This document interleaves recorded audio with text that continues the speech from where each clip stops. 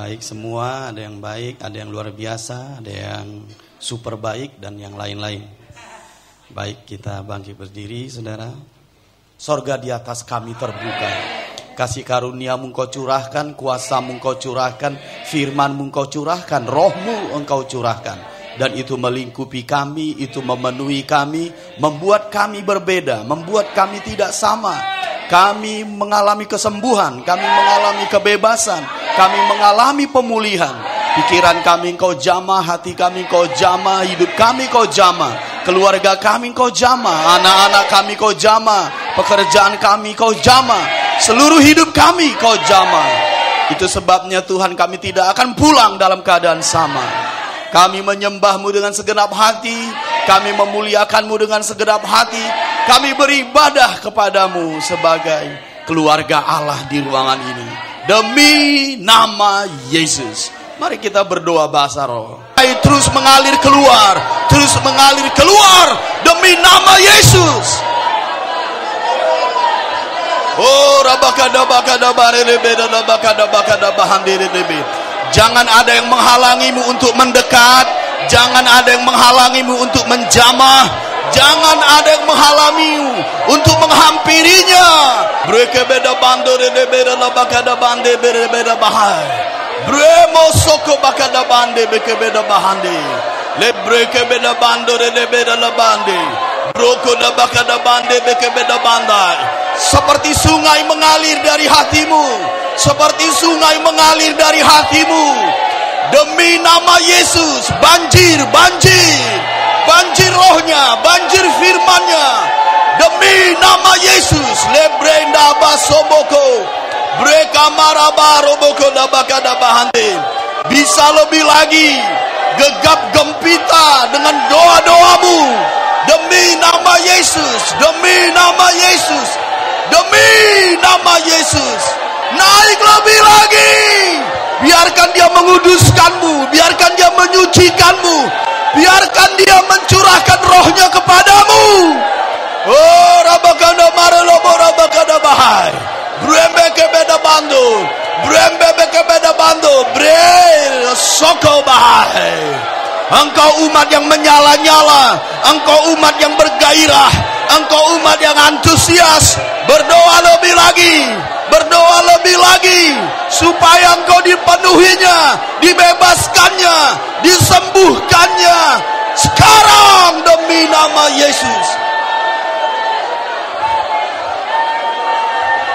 Brenda bakada bokoda bakada bahai, rendo bokoda bakada bahai, le brende beda bandu, brera lama-lama, uro bokoda bakada bah, sera la bakada bahande le brende. Jangan berhenti, ayo naik lagi, ayo naik lagi. Oh, rabakada bahai, breko moro la bakada bahai, rebeda bakada bare rebeda da bandu de debe. Breke beda bando de berianta.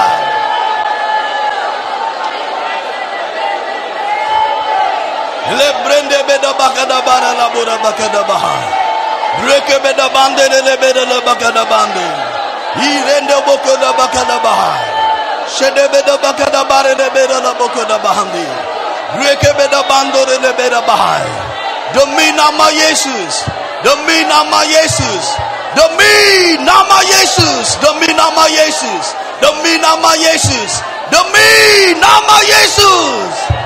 Haleluya, haleluya. The Lord of my soul. Ya ya ya ya.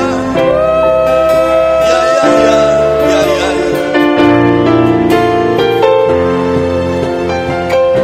Bersama-sama, bless the Lord. Bless the Lord of my soul.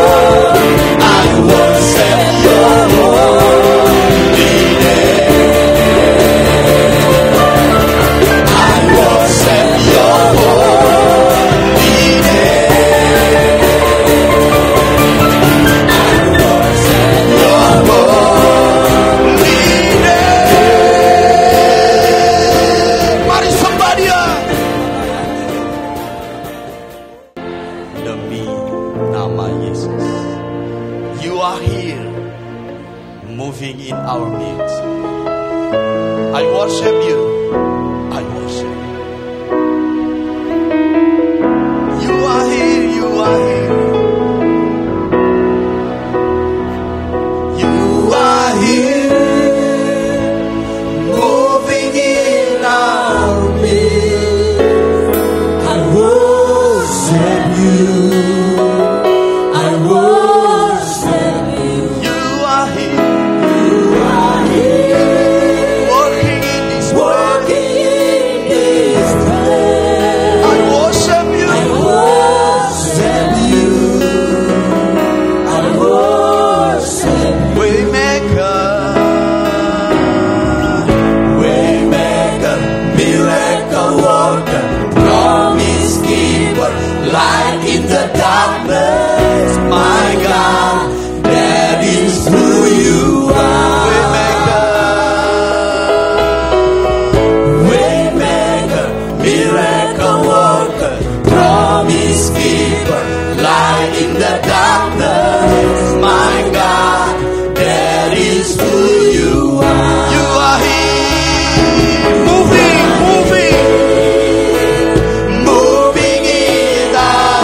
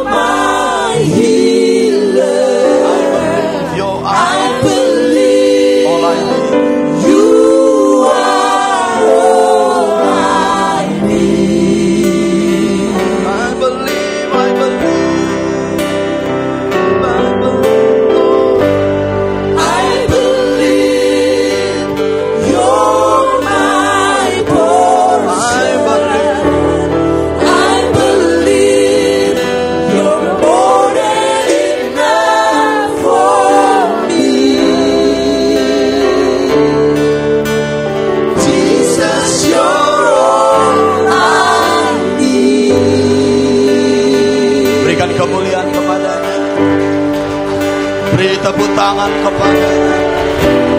Beri sorak-sorai kepadanya. Dan katakan haleluya. Jesus, you are all I need. You are all I need. Jesus. Sorak-sorai bagi dia. Haleluya. Hidupmu tidak akan pernah sama lagi. Engkau dibaharui, engkau diurapi, engkau diperlengkapi di dalam nama Yesus. Terimalah porsimu, terimalah kekuatannya di dalam nama Yesus.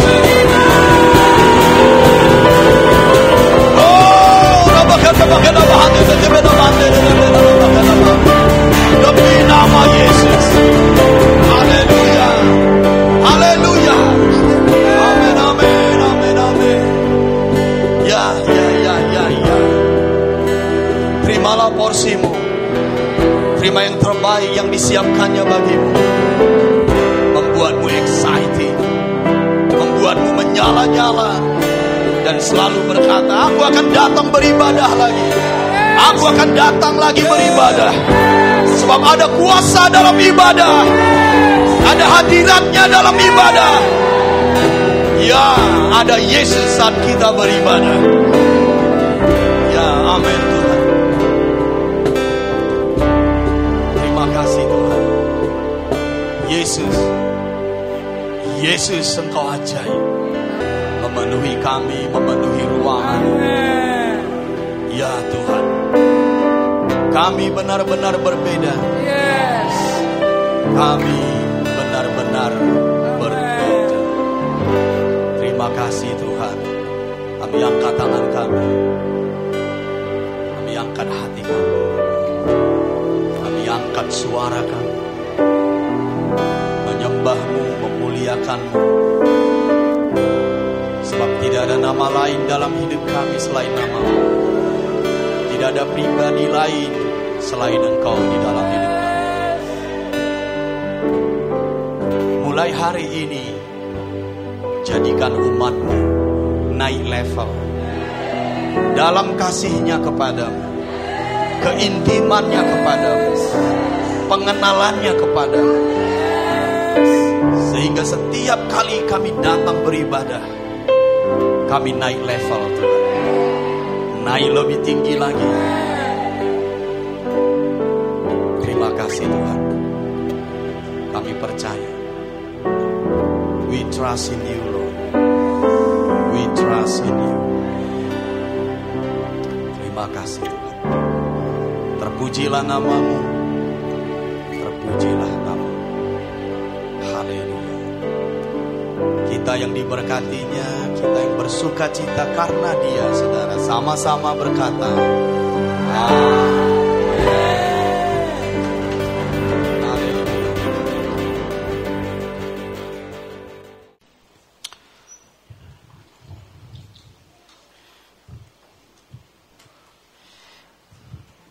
Saya akan melanjutkan apa yang saya sampaikan minggu yang lalu. Di mana minggu yang lalu kita berbicara di sini tentang mengapa kita harus bekerja. Bagian yang kedua. Dan saya akan lanjutkan mengapa kita harus bekerja. Bagian yang ketiga. Dan tentulah ini akan semakin dalam, semakin kuat. Saya berharap kalian bisa mendengarkan mengapa kita harus bekerja bagian 1, mengapa kita bekerja bagian 2, supaya kita mendapatkan flow-nya. Saudara, kebenaran yang tidak kita hidupi nggak ada gunanya. Sama seperti sabun, kalau nggak kita pakai nggak ada gunanya. Jadi kalau kalian datang kemari dan mentalitasnya seperti ini, apa yang disampaikan Tuhan melalui Papa? Kalau ku hidupi, kalau ku kerjakan, itu membuat hidupku tidak pernah sama. Nah, itu membuatmu berbeda, saudara. Tapi kalau kita hanya datang kemari, lalu memenuhi catatan kita, pengetahuan kita, lalu kita punya mentalitas bahwa sampai di situ kau nggak akan bergairah. Tapi kalau kau tahu bahwa segala sesuatu itu disiapkannya di dalam firman-Nya, kalau kau mendapatkan firman-Nya, kau mendapatkannya. Kalau kau didatangi firman-Nya, kau didatanginya. Imanmu harus semurni itu. Maka kalau iman kita semurni itu, nggak akan ada familiar dalam ibadah, nggak akan ada biasa dalam ibadah. Saya ambil contoh begini, saudara. Waktu Yesus datang ke Nazaret, berapa oranglah yang disembuhkannya? Tidak banyak yang disembuhkannya di Nazaret. Apakah Yesus tidak penyembuh? Dia penyembuh. Tapi yang membuat dia tidak bisa menyatakan kuasanya adalah iman mereka. Beda kalau dia pergi pulang ke Kapernaum. Hanya sepatah kata saja, semua orang disembuhkan. Jadi tidak saja melulu bergantung kepada Yesus, tapi juga ada bergantung pada imanmu. Bisa paham? Sekalipun apa yang saya sampaikan di sini adalah datang dari sorga. Kalau engkau familiar dengan yang Papa sampaikan, kau nggak akan mengalami apapun. Cepat atau lambat engkau akan mulai membeku. Cepat atau lambat engkau nggak akan menikmati kuasa ibadah. Maka berikutnya yang muncul adalah hal-hal yang lahiriah, hal-hal yang natural. Makanya waktu kita datang ibadah mudah menghakimi, mudah bergosip, mudah bertengkar, dan membuat kita menjadi tidak baik di tengah saudara-saudara kita. Karena itu dimulai dari ketidakmampuan kita lagi untuk menerima yang murni, yang segar, yang ilahi dari sorga. Gereja harus seperti itu. Makanya kalau gereja tidak hidup dengan nafas hidup Allah ini, gereja akan menjadi denominasi, menjadi organisasi, menjadi monumen, bukan movement ya. Monumen, tiang garam seperti istri Lot yang melihat ke belakang. Banyak gereja seperti itu. Dan kita bisa seperti itu. Jadi tidak melulu ini bicara tentang ada Yesus atau tidak di ruangan ini. Tapi seberapa beriman yang kau mendesak, mengejar, dan lapar akan Tuhan. Saudara, ketika Musa selama 40 tahun di padang gurun, panggilan Tuhan atas hidupnya sebagai pembebas Israel tetap berbunyi di batinnya. Makanya di sekali waktu dia menyingkir dari padang gurun ke gunung Horeb. Dan dia melihat Tuhan di sana dalam api yang keluar dari semak duri. Dari mana saya tahu? Karena dia passion dengan Tuhan. Dia berkata seperti ini, aku mau melihat, ini sungguh ajaib. Ini orang-orang yang lapar akan Tuhan. Yang selalu menanti, menunggu, mencari hal-hal yang supranatural. Kau harus seperti itu. Hanya orang-orang yang merindukan hal-hal yang supranatural yang akan sampai ke gunung Tuhan. Dengan imanmu. Berapa banyak orang yang mengikuti Yesus saat itu. Hanya perempuan pendarahan yang disembuhkan. Karena dia berkata di hatinya, asal ku jamah jubahnya. That's faith. Itu iman. Orang yang di sampingmu bisa mengalami Tuhan, tapi kau enggak. Orang yang di belakangmu bisa mengalami Tuhan, tapi engkau enggak.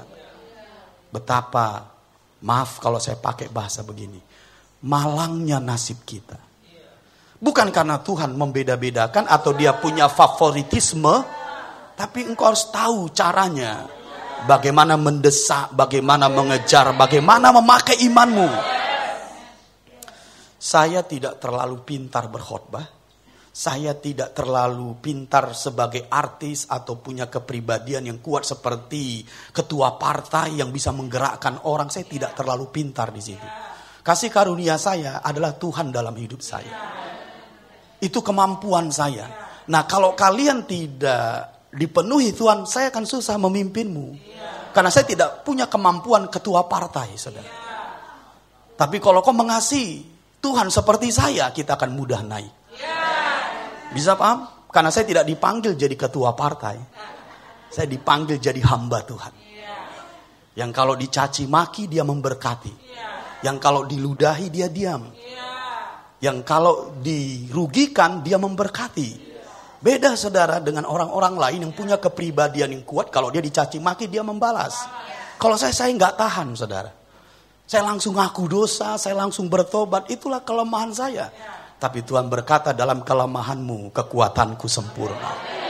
Jadi kalau kalian lahiriah, saya nggak akan bisa memimpinmu. Kalau kau natural, saya akan sulit memimpinmu. Tapi kalau kau passion dengan Tuhan, kau bergairah dengan Tuhan, saya mudah memimpinmu kepadanya. Bisa paham? Jadi jangan familiar. Saya sengaja di awal mengambil pelayanan supaya saya bisa membawamu naik ke level yang baru. Karena saya khawatir selama ini saya di tengah ibadah turun, saya bisa-bisa nanti kehilangan apa yang sudah saya bangun. Saya ingin memperhatikan bagaimana kau memuji, bagaimana kau menyembah, bagaimana passionmu.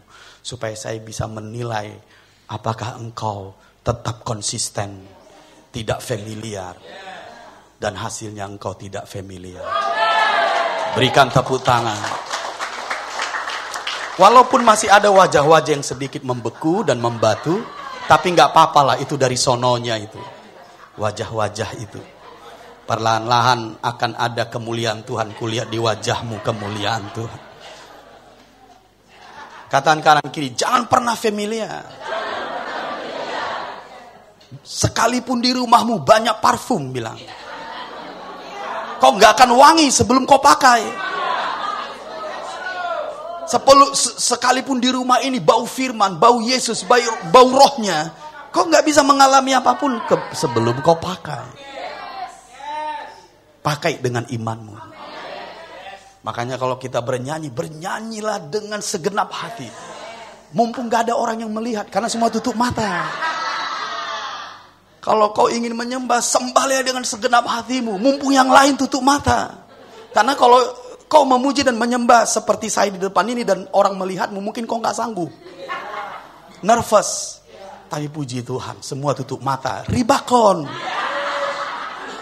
Apa yang kau jaga? Ribakon. Haleluya.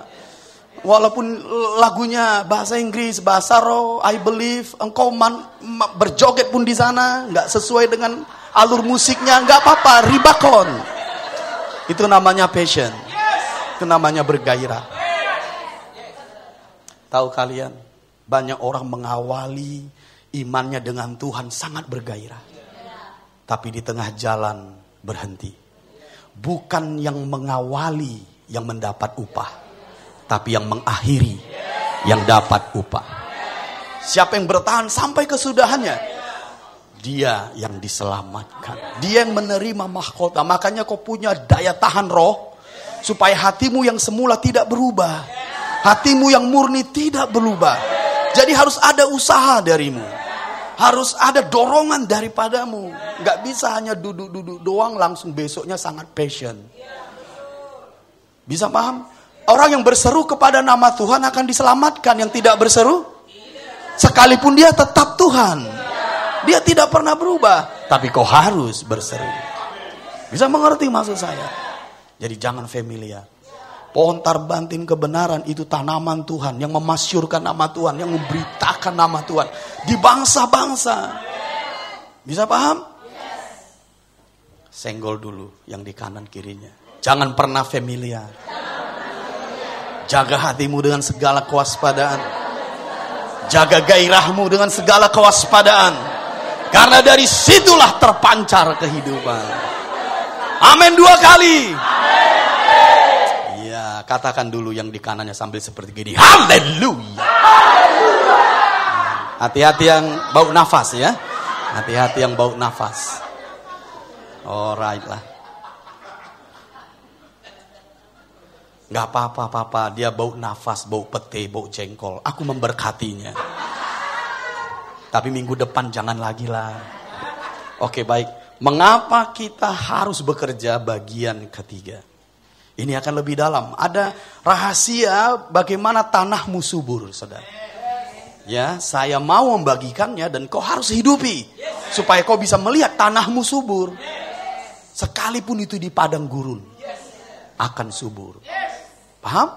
Nah, kita mulai dari Kejadian pasal 26 dan judulnya mengapa kita harus bekerja bagian yang ketiga.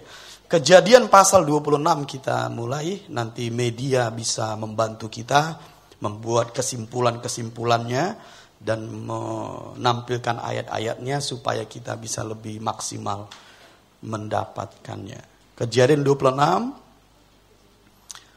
ayat yang pertama kita baca sampai ayat yang ke-6 dulu. Maka timbullah kelaparan di negeri itu. Ini bukan kelaparan yang pertama yang telah terjadi dalam zaman Abraham. Sebab itu Ishak pergi ke Gerar kepada Abimelekh, raja orang Filistin. Ini bukan kelaparan yang pertama. Memang betul di zaman Abraham ada kelaparan. Di zaman Ishak seperti yang kita baca ada kelaparan. Di zaman Yakub ada kelaparan. Ada kelaparan, itu sebabnya dia pergi ke Mesir. Bisa paham? Abraham mengalami, Ishak mengalami, Yakub mengalami, itu sebabnya dia pergi ke Mesir menjumpai Yusuf. Karena hebat kelaparan di tanah Kanaan. Kelaparan itu dapat kita artikan sebagai keadaan yang sulit, keadaan yang susah, ekonomi yang sulit, kelaparan, kekeringan, kemarau. Paham maksud saya? Jadi kalau dibilang ini bukan yang pertama kali, berarti bisa terjadi pada kita. Bisa paham? Bisa terjadi juga pada kita. Tapi apakah Tuhan membuat kita kelaparan? Tidak. Abram di musim kelaparan kaya loh. Ishak kau lihat nanti. Bukan kau lihat, kalian lihat. Sorry. Saya berusaha untuk tidak menjadi orang Medan kali. Saya berusaha untuk menjadi orang kerajaan kali. Oke, baik. Terima kasih Pak Panjaitan. Nah, jadi apa tadi saya sebut? Ishak kaya di sini. Yakub, wah, dia memberkati Firaun. Bayangkan, Firaun itu raja Mesir, tapi Yakub memberkati Firaun di saat kelaparan. Saudara, ada tools di sini. Ada kunci untuk kita bisa mengalaminya. Jadi kita nggak heran atau tersentak. Kenapa ini musim ekonomi yang sulit ya? Daya beli masyarakat sekarang sudah turun. Saya baca tadi di media bahwa orang mudik lebaran itu turun. Karena daya beli masyarakat turun. Bisa paham maksud saya? Kalau tahun yang lalu mungkin masih kalangan yang disebut bukan orang yang di bawah yang susah membeli karena keadaan ekonomi. Sekarang udah kalangan menengah pun udah susah membeli karena ini disebut ekonomi yang sulit. Bisa paham? Tapi Tuhan membuat perbedaan, saudara. Mesir mengalami kelaparan, Goshen enggak. Bisa paham? Mesir mengalami kelaparan, Goshen kelimpahan. Bisa mengerti? Nah, jadi jangan takut, khawatir di tengah kelaparan. Karena itu bukan yang pertama, itu bisa terjadi secara siklus, tapi umat Tuhan akan dipelihara. Justru di saat itu engkau akan bercahaya dan berkuasa. Bisa paham? Nah, lanjut ayat yang kedua. Lalu Tuhan menampakkan diri kepadanya serta berfirman, janganlah pergi ke Mesir, diamlah di negeri yang akan kukatakan kepadamu. Karena Abraham pergi ke Mesir. Tidak Tuhan suruh. Makanya Abraham jadi membawa Hagar. Kalau Abraham tidak pergi ke Mesir, Hagar tidak ada, Ismail tidak ada. Nah, Tuhan melihat kalau Ishak pergi ke Mesir ini bisa bahaya lagi. Makanya Tuhan katakan jangan pergi ke Mesir. Tinggal di sini. Bisa paham? Nah, kita harus selalu memiliki fresh word, saudara. Firman yang segar di setiap musim. Untuk menjagaimu salah langkah. Pada saat musim kelaparan di zaman Abraham, dia ke Mesir, dia tidak mendengar suara Tuhan. Itu sebabnya banyak kesalahan yang dia lakukan. Alias blunder. Abraham banyak melakukan blunder di Mesir. Dia membohongi Firaun, dia bilang Sarai itu saudaranya. Dia istrinya, bukan saudaranya. Memang mereka satu ayah, dua ibu. Tapi itu istrinya. Paham maksud saya? Nah, apa yang terjadi? Dia menipu, dia kaya dengan menipu, blunder, dia bawa Hagar dan yang lain-lain. Pulang dari Mesir, dia berkelahi dengan Lot dan akhirnya terpisah dengan Lot. Bisa paham? Nah, Tuhan melihat blunder-blunder seperti ini dapat terjadi kepada Ishak kalau dia tidak menerima firman yang segar. Jadi di setiap musim, kunci kita supaya kita bisa survive di tengah kelaparan, selalu menerima firman yang segar dari sorga. Bisa paham? Selalu menerima firman yang segar dari sorga. Jangan firman yang 2000 tahun yang lalu, 1000 tahun yang lalu, 100 tahun yang lalu. Itu terus diulang-ulang. Jangan, saudara. Itu bisa tidak relevan dengan musimmu. Paham maksud saya?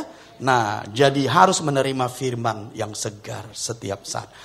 Ayat yang ketiga, tinggallah di negeri ini sebagai orang asing, maka aku akan menyertai engkau dan memberkati engkau, sebab kepadamu lah dan kepada keturunanmu akan kuberikan seluruh negeri ini, dan aku akan menepati sumpah yang telah kuikrarkan kepada Abraham ayahmu. Aku akan membuat banyak keturunanmu seperti bintang di langit. Aku akan memberikan kepada keturunanmu seluruh negeri ini, dan oleh keturunanmu semua bangsa di bumi akan mendapat berkat. Karena Abraham telah mendengar firmanku dan memelihara kewajibannya kepadaku, yaitu segala perintah, ketetapan, dan hukumku. Bisa nggak kalian renungkan? Janji Tuhan yang royal justru di saat kelaparan. Pernah nggak kalian renungkan supaya pikiran kita nggak opposite dengan Tuhan? Itu bisa terjadi juga pada kita. Firman Tuhan yang memotivasi bisa datang kepadamu, tapi kau lebih percaya keadaanmu. Itu namanya opposite.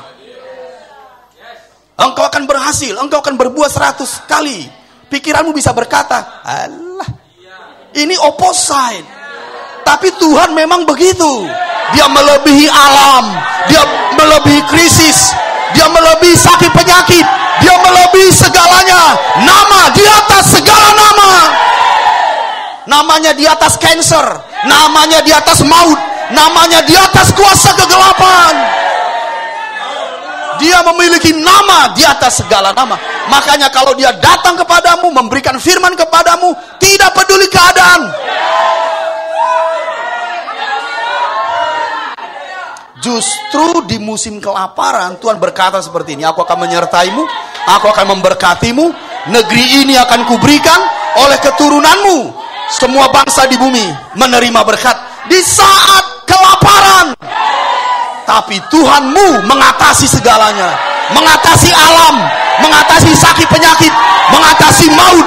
Tidak ada yang bisa menahannya. Dia menjadikan segala sesuatu hanya oleh firman-Nya. Haleluya. Allahmu di atas segalanya. Jadi jangan opposite dengan Tuhan. Karena keadaanmu yang terlalu lama. Mungkin seperti perempuan pendaharan yang 12 tahun. Mentalitas kita mungkin sudah berkata, aku gak mungkin sembuh. Tapi Tuhan berkata, engkau sembuh. Kalau Tuhan datang, firman-Nya datang, Dia tidak peduli keadaan, kondisi, bahkan alam. Haleluya. Amin. Haleluya. You walk with me through fire and heal all my disease. Haleluya. Silakan duduk. Nah, jadi kalau kalian lihat di situ, janji Tuhan justru datang dengan royal di saat kelaparan. Ayo berharaplah. Ayo bersemangatlah. Apapun keadaanmu, mungkin negatif, mungkin di bawah, katakan seperti ini, itu sementara.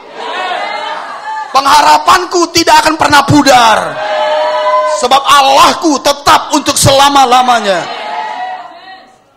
Ayat yang ke-6, jadi tinggallah Ishak di Gerar. Jadi dia tidak ke Mesir. Dia di Gerar. Di tempat kelaparan itu terjadi. Tuhan berkata, tinggal di negeri ini. Lalu Tuhan berkata seperti ini, aku akan menyertaimu, aku akan memberkatimu, aku akan memberikan negeri ini kepadamu, aku akan memberikannya juga pada keturunanmu, dan oleh keturunanmu semua bangsa diberkati.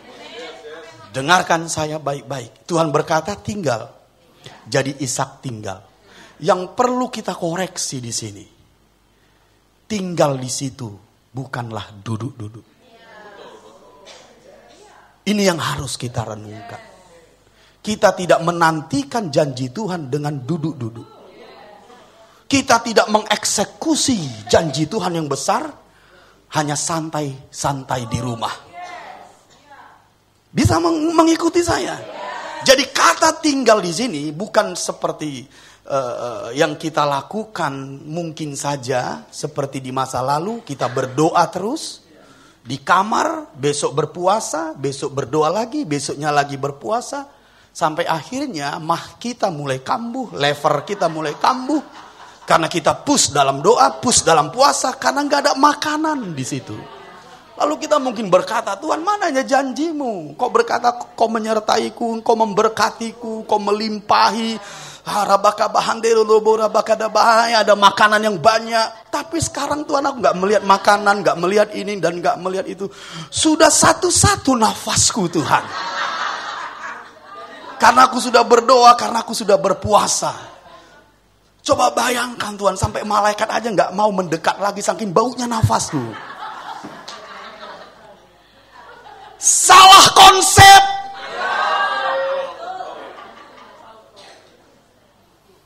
Janji Tuhan tidak datang kepadamu dengan duduk-duduk, tenang-tenang, tidur-tidur, santai di rumah.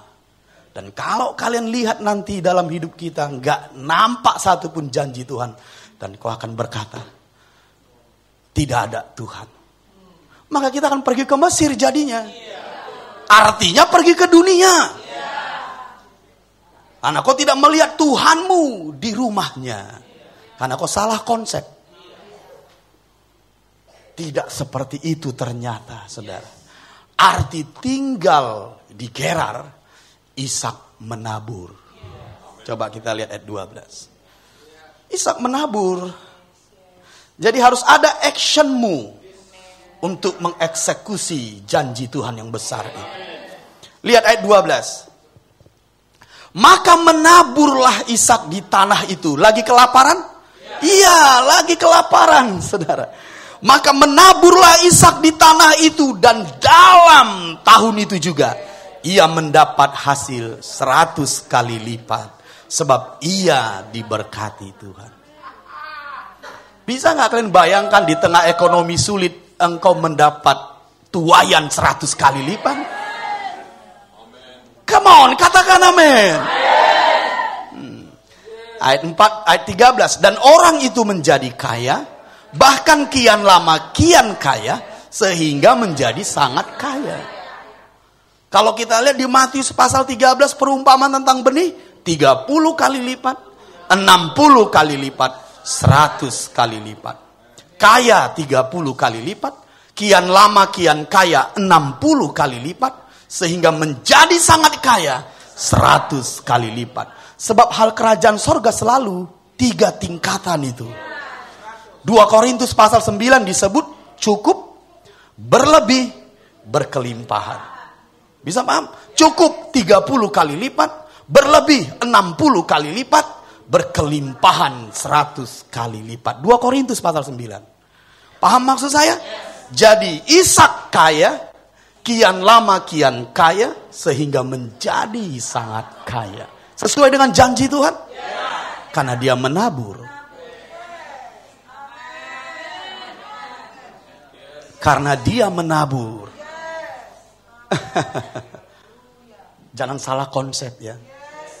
Jangan salah konsep. Sekalipun kau orang percaya, sekalipun bahasa roh, sekalipun doa puasa, kalau salah menerapkan kebenaran, salah mengenal karakter Tuhan, kita bisa tidak mengalami apapun. Itu sebabnya saya ingin mengajarimu supaya kita bisa mengalami seperti yang dialami nenek moyang kita ini. Ayat yang ke-18 coba lewat. Lihat ayat yang bukan ayat yang ke-18, ayat yang kita baca saja ayat yang ke-14. Ia mempunyai kumpulan kambing domba dan lembu sapi, serta banyak anak buah, sehingga orang Filistin itu cemburu kepadanya. Segala sumur yang digali dalam zaman Abraham ayahnya, oleh hamba-hamba ayahnya itu telah ditutup oleh orang Filistin, dan ditimbun dengan tanah. Lalu kata Abimelekh kepada Ishak, pergilah dari tengah-tengah kami, sebab engkau telah menjadi jauh lebih berkuasa daripada kami. Kaya, kian lama kian kaya, sehingga menjadi sangat kaya dan berkuasa. Inilah semuanya tujuan bekerja. Bisa mengerti maksud saya? Karena disebut menabur, ayat yang ke-12, mari mundur. Maka menaburlah Ishak, itu artinya Ishak bekerja. Jadi untuk membreak out, memunculkan, menyatakan janji-janji Tuhan yang super duper itu, engkau harus seperti Ishak. Bekerjalah. Jadi mengapa kita harus bekerja? Supaya cukup, berlebih, berkelimpahan, berkuasa. Saudara mungkin masih ingat minggu yang lalu saya berkata bahwa untuk bekerja supaya kita bisa memenuhi kebutuhan kita. Supaya kita tidak menjadi batu sandungan, menjadi beban bagi orang lain. Karena kalau kau kekurangan, kau memberitakan firman, beritamu tidak didengar. Tapi ingat, janji Tuhan tidak sampai di kata cukup loh. Engkau harus naik lagi ke kata berlebih, berkelimpahan, dan berkuasa. Tapi engkau harus bekerja. Jadi menaburlah Ishak di situ, artinya dia bekerja. Bisa paham maksud saya? Nah sekarang pertanyaannya yang sangat krusial adalah ini. Apakah yang dialami Ishak itu juga kualami? Jawabannya ya. Kenapa? Karena engkau juga keturunan Abraham. Dari mana saya tahu bahwa ini berlaku bagi keturunan Abraham? Karena Tuhan berkata kepada Ishak, karena Abraham ayahmu hidup berkenan di hadapanku, dan engkau Ishak adalah keturunannya. Tidak disebut satu-satunya, disebut keturunanmu, termasuk Ishak, termasuk kita. Bisa mengerti maksud saya? Jadi kita punya potensi yang sama, punya kesempatan yang sama seperti Ishak. Haleluya! Karena engkau juga keturunan Abraham. Haleluya!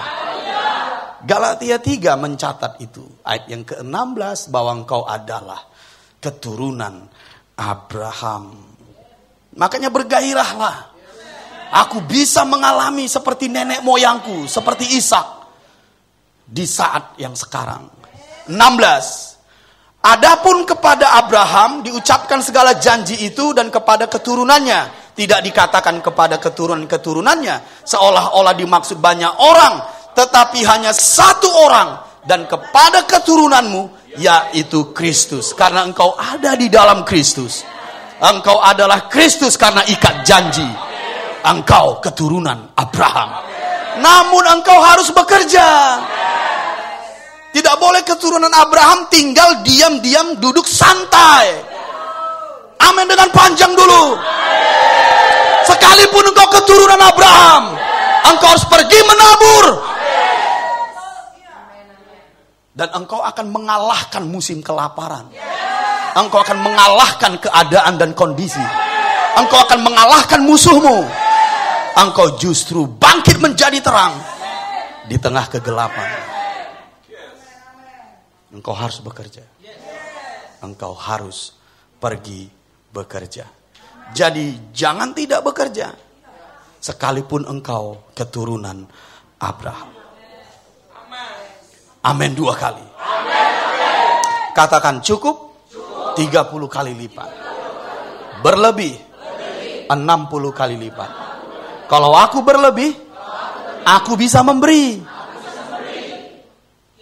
Ingat minggu yang lalu, pencuri menjadi pemberi karena dia mengalami transformasi kehidupan. Berikut berkelimpahan. Bisa paham? Kalau kau sampai di taraf berkelimpahan, engkau dapat menjadi pohon kehidupan. Karena hasilmu itu bisa membuat kerajaan Allah makin berkembang. Makin banyak orang diselamatkan. Jadi engkau menjadi pohon kehidupan. Berikut engkau berkuasa. Karena engkau mengambil teritorial itu. Sampai Filistin yang adalah simbol musuhmu tunduk di hadapan. Itu sebabnya Indonesia yang baru membutuhkan engkau mengambil teritorialmu, mengambil domainmu, mengambil kotamu. Makanya orang-orang percaya tidak lagi terang di gereja, dia terang di luar sana.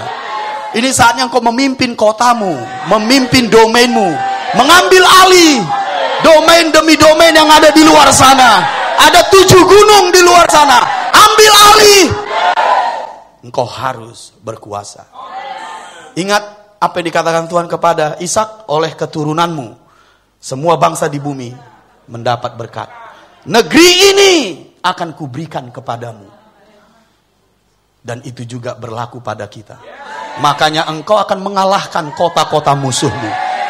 Namun engkau harus bekerja. Katakan bekerja. Nah, saya ingin membagikan sedikit rahasia bagaimana memiliki tanah yang subur. Sehingga dimanapun kau bekerja, subur. Sehingga apa yang dilakukan Ishak dapat terjadi padamu. Rahasia bagaimana memiliki tanah yang subur. Ini yang Papa bilang tadi di awal. Kalau saya bagikan kebenaran ini, namun kau tidak bekerja, nggak ada gunanya. Jadi pergilah bekerja, hidupi rahasia supaya tanahmu subur, engkau akan mengalaminya. Apa rahasia yang pertama atau kunci yang pertama bagaimana memiliki tanah yang subur, sekalipun itu di padang gurun, sekalipun itu kelaparan, dia tidak mengenal kondisi. Nomor 1, engkau memerlukan air. Engkau memerlukan air. Bagaimana memiliki tanah yang subur? Nomor 1, engkau memerlukan air. Bisa paham? Bisa paham? Nggak ada air, tanah itu akan kering. Ayat 15. Lihat Ishak. Kejadian 26 ayat 15. Kejadian 26 ayat 15. Segala sumur yang digali di dalam zaman Abraham, ayahnya, oleh hamba-hamba ayahnya itu, telah ditutup oleh orang Filistin dan ditimbun dengan tanah. Kalau sumur ditimbun dengan tanah, nggak ada mata air yang keluar. Nggak ada air yang mengalir, mengairi tanah itu. Tapi Ishak menggalinya, saudara, ayat 18. Kemudian Ishak menggali kembali sumur-sumur yang digali dalam zaman Abraham, ayahnya, dan yang telah ditutup oleh orang Filistin sesudah Abraham mati. Disebutkannya lah nama-nama sumur itu menurut nama-nama yang telah diberikan oleh ayahnya. Jadi Ishak mendapatkan air dari sumur ayahnya. Makanya air itu membuat tanah itu menjadi subur. Apa arti rohaninya ini pada kita sekarang? Ini bukan air biasa, bukan. Ini simbol rohani. Adalah, saudara, ini disebutkan firman yang ditaruh Tuhan pada Bapak rohani. Bisa paham maksud saya? Jadi air dalam sumur ayahnya adalah simbol dari firman yang ditaruh Tuhan pada Bapak rohani. Jadi engkau harus tahu bagaimana mengambilnya, memakainya dan mengairinya ke tanahmu. Itulah simbol rohaninya. Simbol rohani daripada air di sumur Abraham adalah firman yang ditaruh Tuhan. Prinsip-prinsip hidup, pola-pola hidup yang ditaruh Tuhan dalam diri Bapak rohanimu. Itu harus kau ambil dan bawa ke marketplace, bawa ke domainmu. Maka air itu akan mengairi dan membuat tanah itu menjadi subur. Makanya kalau ini tidak menjadi starting point bagimu bekerja, tanahmu tidak subur. Mengapa? Dari mana airnya? Maka tanah itu akan menjadi natural. Kalau nggak ada hujan, ya nggak subur. Musim kelaparan selalu ada. Tapi kalau engkau memakai air yang ditaruh Tuhan dalam Bapak rohanimu, sekalipun musim kering, dia tetap subur. Bisa amin dengan panjang. Jadi kita yang memahami prinsip rohani ini nggak boleh berkata seperti ini.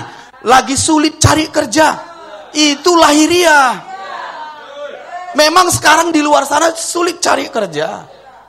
Tapi kalau kau tahu bagaimana mengambil air dari sumur Bapak rohanimu, gak ada kata sulit kerja.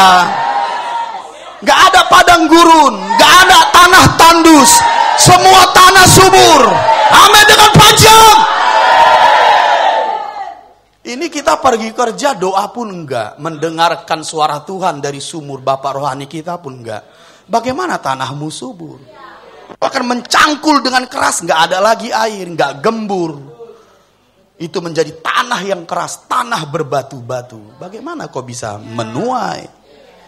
Rahasia adalah air dari sumur nenek moyangmu. Engkau harus selalu menimba air, selalu meminum air dari firman yang ditaruh Tuhan dalam diri Bapa rohanimu. Makanya bertekunlah mendengarkan firman-Nya. Sebelum engkau pergi, dapatkan pewahyuan, firman yang segar dari sorga. Engkau sedang mengairi domainmu menjadi tanah yang subur. Kalau enggak, kau akan mengandalkan kekuatanmu lagi. Tidak begitu membuat tanah yang subur dari konsep Tuhan. Engkau Israel rohani. Firman Tuhan yang berlaku pada Abraham berlaku padamu karena engkau keturunannya. Jadi untuk tanahmu subur, engkau memerlukan air. Itu firman yang ditaruh Tuhan pada Bapak rohanimu. Mendengarkan, memperhatikan, menggali lebih dalam, menghidupi semua yang disampaikannya, tanahmu akan subur. Angkat tangan kanan, angkat tangan kanan. Bapa, dalam nama Yesus, kami generasi yang baru, di musim yang baru, untuk Indonesia yang baru. Kami bukan generasi yatim piatu, kami generasi yang dibapai. Kami generasi yang hidup oleh prinsip hidup nenek moyang kami. Kami dibapai. Kami memiliki pelayan dan hambamu yang kau utus. Itu sebabnya kami tidak kekurangan perkataanmu, kekurangan firmanmu. Kami royal dengan air yang mengalir dari sumur Bapa rohani kami. Aku berdoa supaya anak-anakku di ruangan ini, di dalam iman ya Allahku, tahu cara menggalinya, tahu cara mengambilnya. Air di dalam sumur rohani Bapaknya, demi nama Yesus, sehingga kau berbuah 30, 60 dan 100 kali. Demi nama Yesus. Yang percaya katakan amin. Tidak mengenal musim kelaparan, tidak mengenal ekonomi sulit. Kalau hatimu selalu banjir air yang segar dari sorga, tidak ada tanah yang tandus. Jadi yang pertama adalah itu, engkau memerlukan air. Yang kedua, mari kita baca Ulangan pasal 11. Ulangan pasal 11 ayat yang ke-8 sampai ayat yang ke-21 kita baca bersama-sama. Ini adalah tools bagaimana kita memiliki tanah yang subur sekalipun musim kelaparan. Haleluya.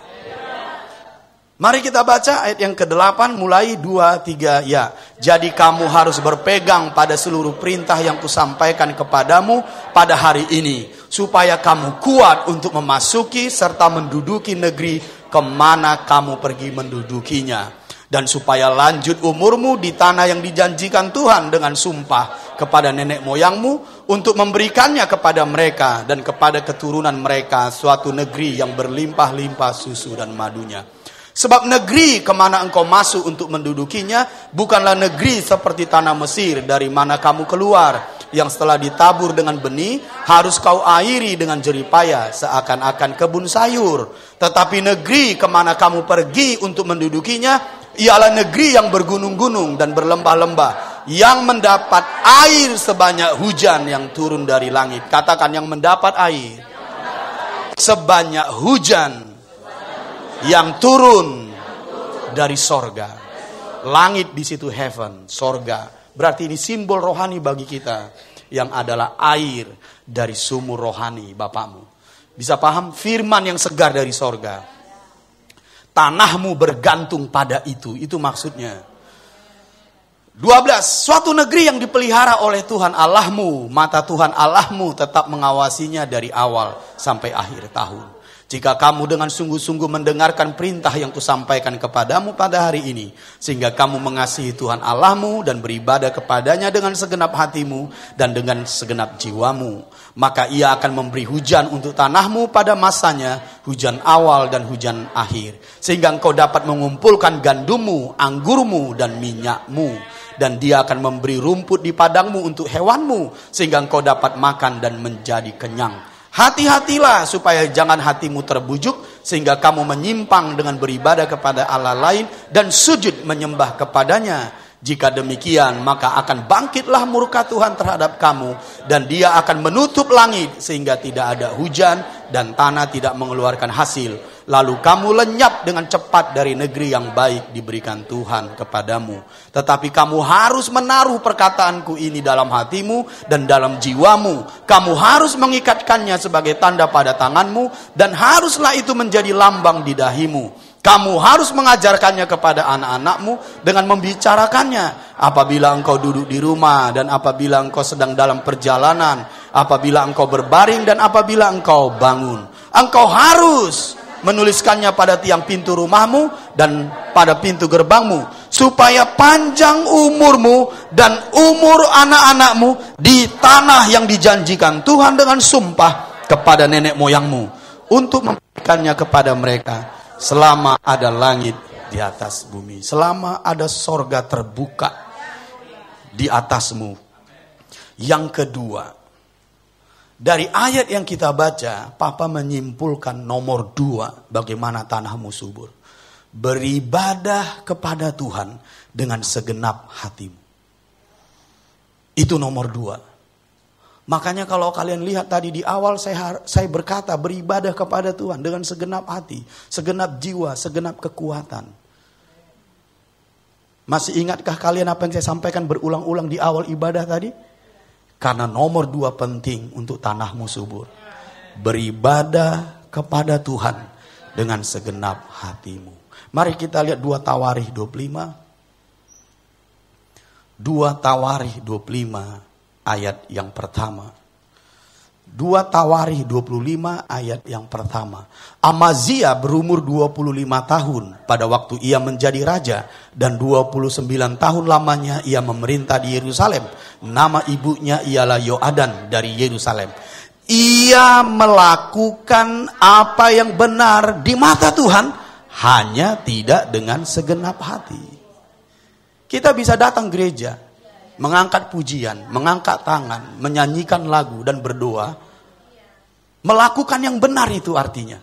Tapi bisa loh tidak dengan segenap hati. Hati-hati. Firman Tuhan jelas berkata beribadah dengan segenap hati. Bukan dengan setengah hati. Amazia melakukan apa yang benar. Orang Kristen bisa berdoa, itu melakukan yang benar. Bisa berpuasa, melakukan yang benar.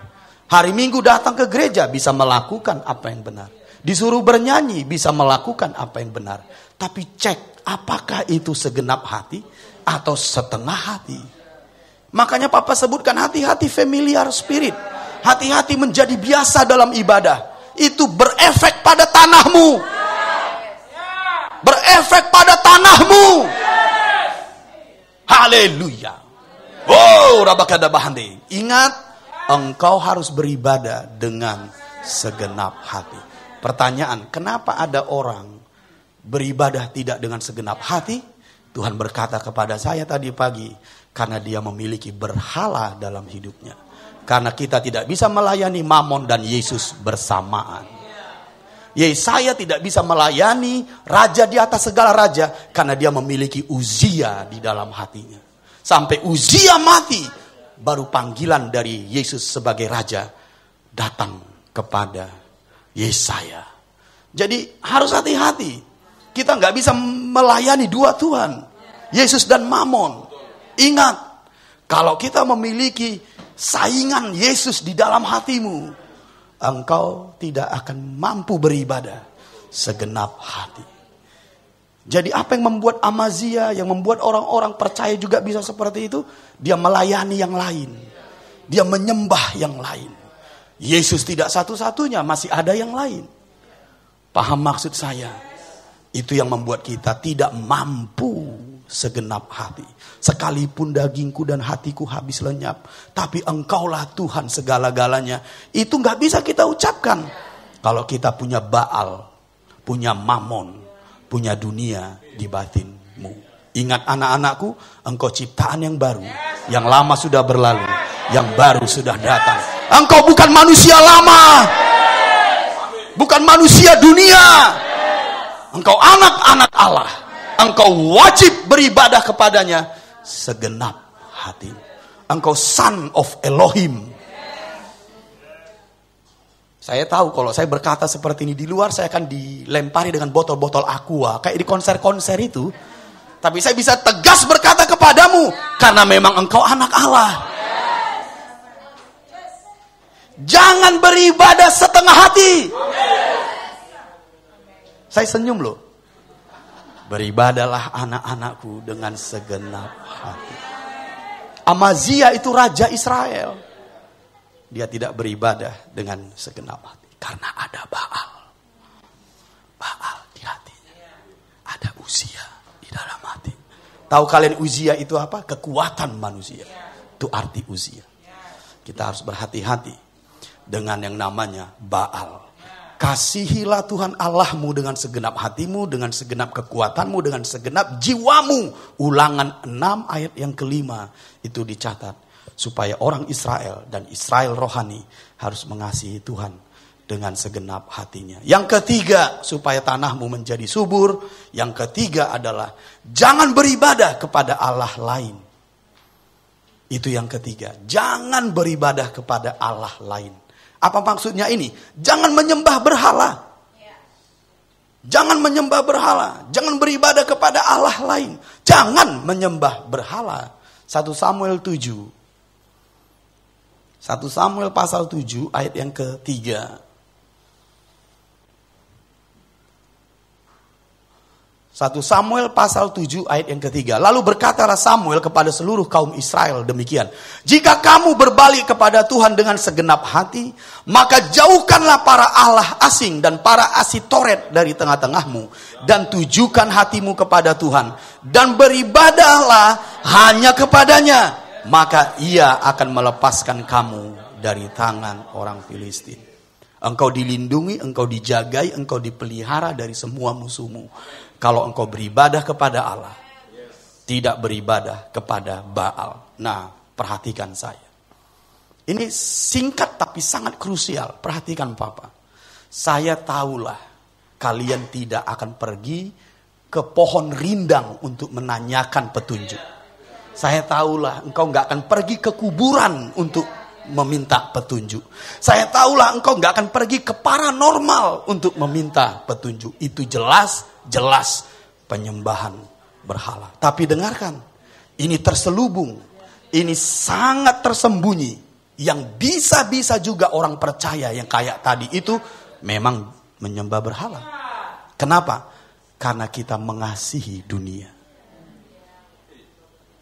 Ini yang tersembunyi sekarang.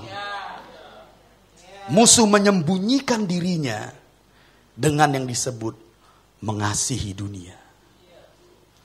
Itu penyembahan berhala zaman modern. Mudah untuk melihat orang yang menyembah berhala. Dia pergi ke pohon rindang. Dia pergi ke kuburan. Dia menanya arwah-arwah. Pergi ke paranormal. Sudahlah. Itu udah pasti penyembahan berhala. Gak satu pun kita di ruangan ini yang seperti itu. Bisa mengerti maksud saya? Tapi mengasihi dunia, itu Baal zaman modern. Ini gak membuat tanahmu subur. Dengarkan apa itu mengasihi dunia. Kasih senyum sama saya. Papa, minggu depan jangan kau lagi lah di awal. Gak enak firmannya. Terlalu menyakitkan. Ya, tapi kan menyembuhkan. Oke lah, yes, ya, haribi, rabai. Mari kita lihat 1 Yohanes pasal yang kedua.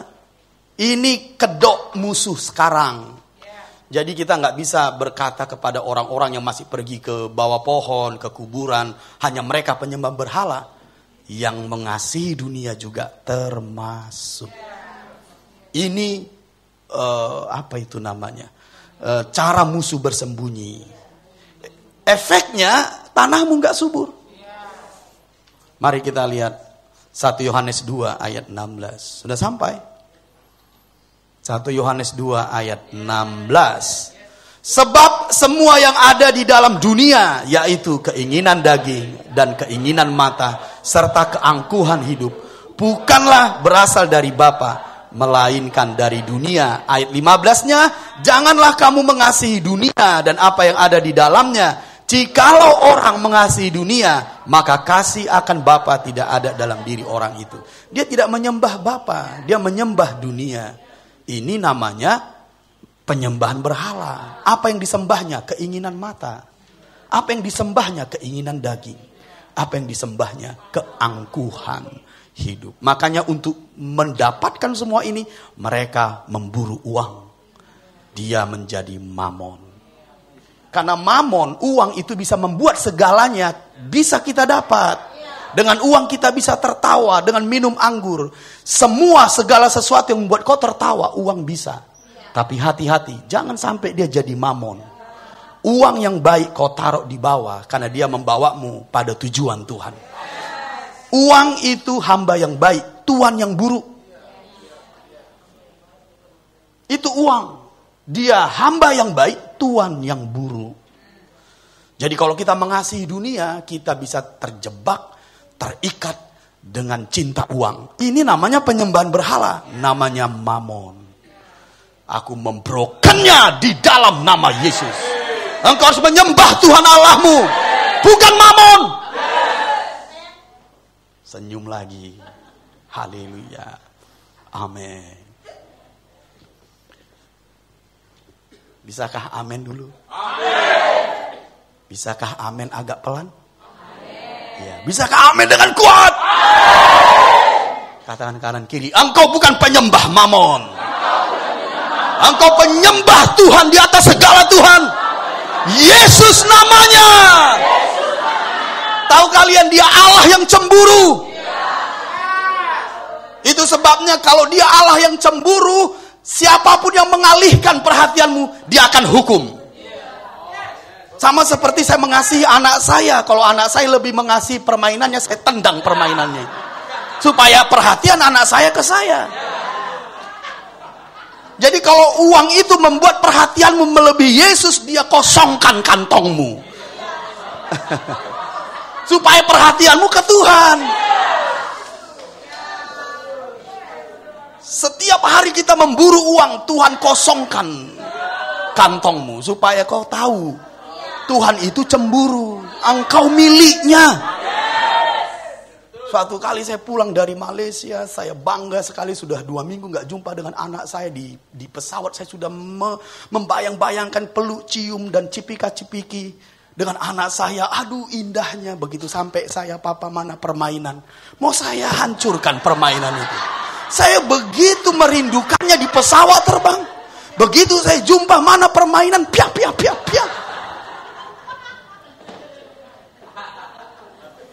Kalau kau lebih mencintai uang dan dunia dari Tuhanmu, dia Allah yang cemburu. Dia tidak mengizinkanmu mendapatkannya. Tapi kalau kau mengasihi Tuhanmu, memuliakan Tuhanmu, dia akan melimpahimu. Haleluya.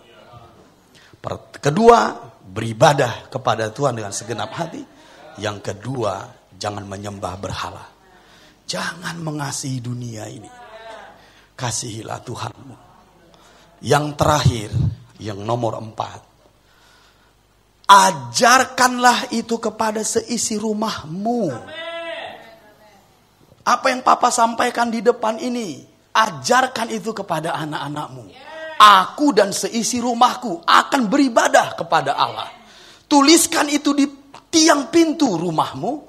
Tuliskan di tanganmu, di dahimu. Itu bicara tentang ajarkan itu kepada seisi rumahmu. Tanahmu akan subur. Katakan cukup, berlebih, berkelimpahan, berkuasa. Engkau akan dapatkan itu. Karena tools ada di firman-Nya. Haleluya. Yosua 24 ayat yang ke-14. Yosua 24 ayat yang ke-15 saya kira. Ya. Tetapi jika kamu anggap tidak baik untuk beribadah kepada Tuhan, pilihlah pada hari ini kepada siapa kamu akan beribadah. Allah yang kepadanya nenek moyangmu beribadah di seberang sungai Efrat, atau Allah orang Amori yang negerinya kamu diami ini. Tetapi aku dan seisi rumahku, kami akan beribadah kepada Tuhan. Inilah Israel, saudara. Kau adalah Israel rohani. Engkau dan seisi rumahmu harus memiliki Tuhan yang sama, Allah yang sama, ibadah yang sama. Maka sorga akan terbuka di atas rumah tanggamu. Bisa mengerti? Ajarkan itu. Sampaikan itu kepada seisi rumahmu. Dengarin saya. Yang terakhir. Supaya semuanya ini dapat kita nikmati dan alami. Apapun keadaan kita. Maka ini yang saya sampaikan sebagai seorang bapak. Sebelumnya kita buka dulu firman-Nya. Ini yang harus saya sampaikan. Kejadian 18 ayat 19. Sebab aku telah memilih dia, ini Abraham, supaya diperintahkannya kepada anak-anaknya dan kepada keturunannya, supaya tetap hidup menurut jalan yang ditunjukkan Tuhan, dengan melakukan kebenaran dan keadilan, dan supaya Tuhan memenuhi kepada Abraham apa yang dijanjikannya kepadanya. Jadi sebagai bapak rohanimu, aku memerintahkanmu. Bukan beri uangmu. Saya punya uang, saudara. Hidupi apa yang saya sampaikan ini. Supaya engkau berbahagia. Saya tidak meminta. Beri. Saya enggak begitu. Saya berkata memerintahmu. Hidupi kebenaran ini. Demi nama Yesus. Seperti Abraham memerintahkan keturunannya. Seperti Bapa memerintahkan engkau. Hidupi. Nomor satu.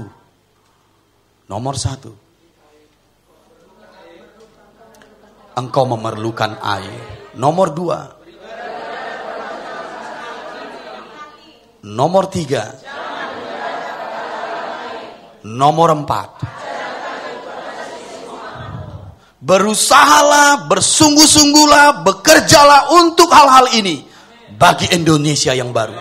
Sebab Indonesia memerlukanmu. Engkau generasi yang baru di musim yang baru untuk Indonesia yang baru. Engkau perlu memiliki cukup, memiliki lebih, memiliki berkelimpahan.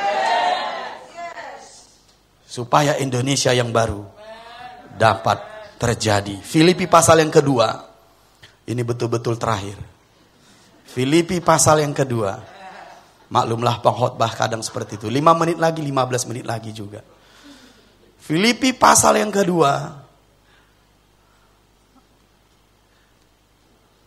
Filipi pasal yang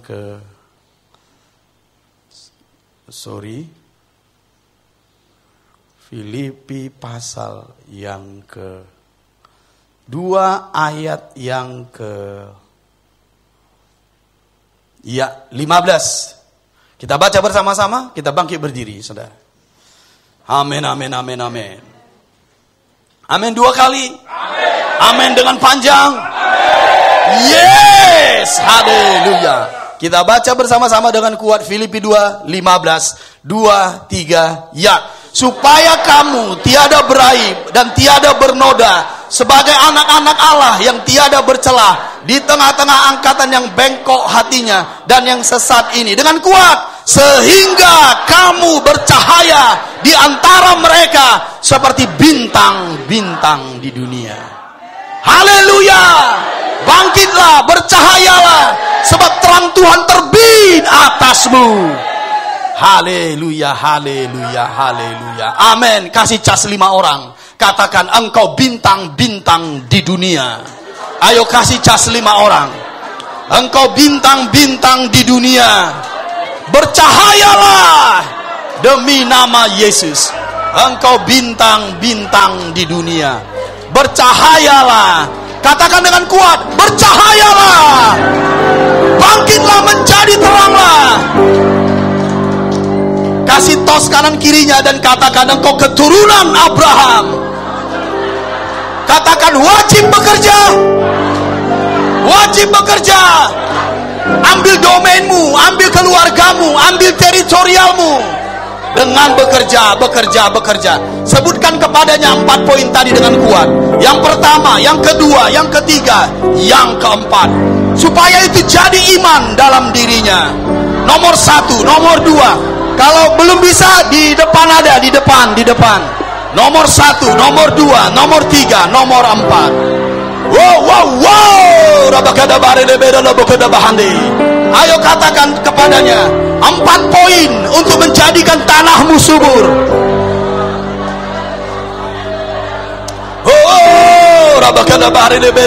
Ayo katakan.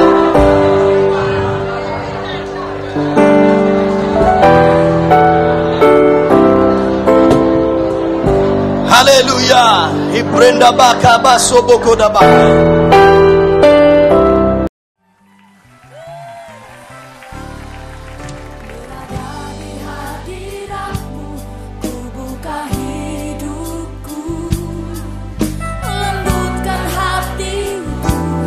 Mendengar suaramu, sungguh